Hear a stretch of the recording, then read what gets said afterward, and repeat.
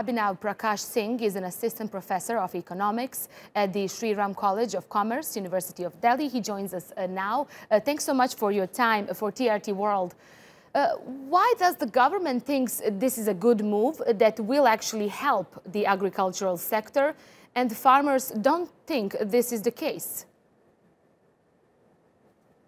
Well, we need to understand that this is the bill which for the first time gives the economic freedom to the Indian farmers, sell their produce to whomsoever they want to sell and whatever price they want to sell. So Indian farmers did not have that freedom till now.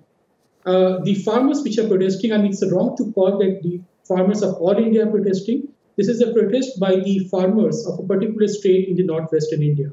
The reason is that these farmers who are beneficiaries of the Green Revolution in the 1960s and the 70s have now grown to become the stakeholder in the local trade and commerce, in the local markets. They control the government markets in which the farmers were supposed to sell their produces. So they feel threatened that the dilution of their monopoly, the state-sponsored monopoly, might lower their income because of the greater competition from agribusiness companies and the corporate houses. So this is at the root of this protest.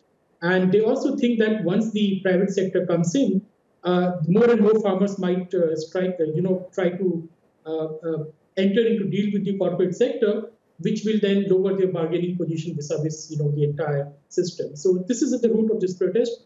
However, the government has not withdrawn any of the previous arrangements. So they have only introduced new arrangements. So it's not that the government is saying that we are withdrawing the state support, the guaranteed prices for your produce. They're simply saying, if you want, you can go and sell it to the private players as well. What do you make of these laws as an economist? And explain to us how important is this agricultural sector for India and its economy? Well, agriculture is important because even today, around 30 to 35% of the population depends on the agriculture for their livelihood.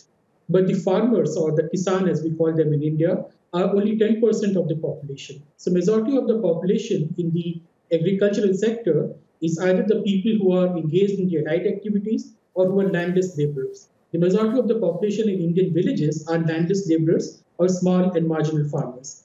While these protests are being led by the rich and the middle farmers who fear their economic power and the social power might get diluted going forward.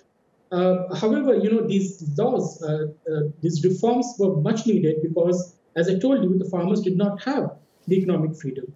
So now, once you allow them to sell their produce in the open market, there will be better price discovery, there will be increase in the efficiency in the supply chains, the industry would invest in the agriculture, in the warehouses, they will procure from the farmers.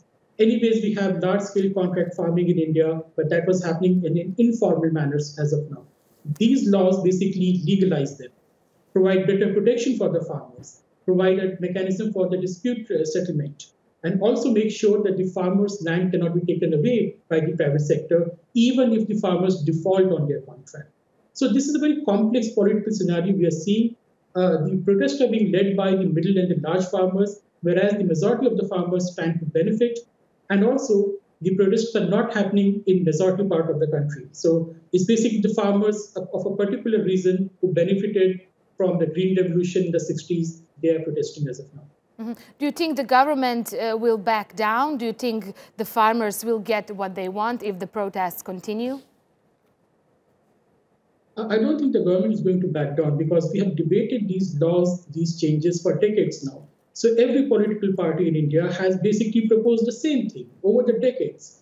Even the Kisan unions or the farmer unions have been demanding almost the same thing in their different manifestos in the past. Now, the government has made its stance clear that they are not going to roll back the core provisions of the law, but they are willing to provide assurance wherever needed on the areas of concern to the farmers, maybe changing some nitty-gritties of the laws at some places, like in the dispute resolution settlement mechanism and all. But the core resolutions will not be rolled back, that is clear as of now. Okay, Abhinav Prakash Singh, thanks so much for your insight and for your analysis for us.